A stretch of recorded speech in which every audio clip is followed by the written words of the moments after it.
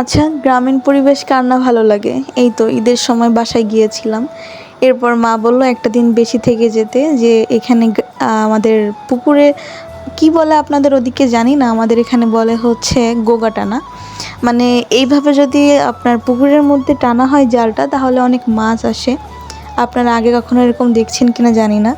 আশেপাশে দেখেন, সবাই খুব মনোযোগ দিয়ে দেখতেছে ব্যাপারটা।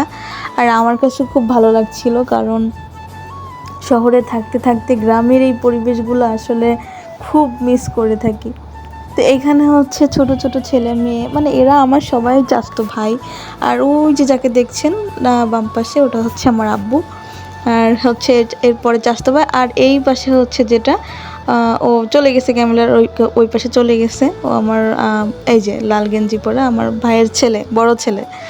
তো সবাই কতটা এনজয় করে মাছ ধরতেছে একটু লক্ষ্য করলে দেখতে পাবেন, কত সুন্দর পরিবেশ। আর লাস্টে যে মাছ ধরবে, আপনারা দেখলে অবাক হয়ে যাবেন যে কত সুন্দর, কত মাছ মানে ধরছে।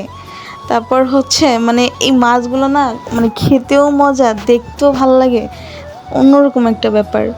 ওই যে ছোট্ট একটা জায়গা দেখতে পাচ্ছেন, ওইটা হচ্ছে আমার ভাইয়ের ছোট ছেলে, আয়ান।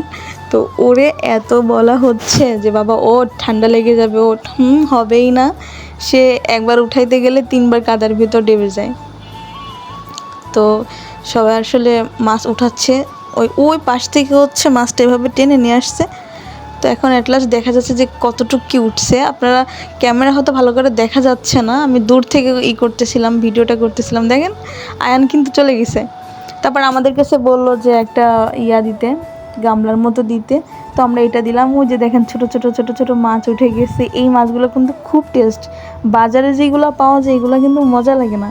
ওই যে আবার একটা তেলাপিয়া পাইছে, কই পাইছে, হ্যাঁ অনেক সুন্দর লাগে না দেখতে।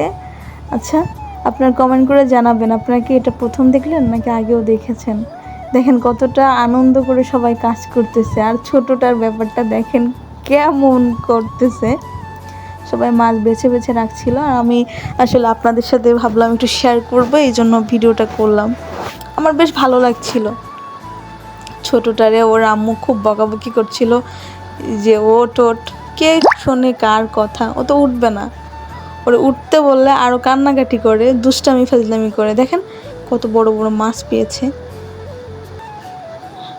এখানে হচ্ছে আমার পাশের বাসার একটা কাকি বসে দেখছিল।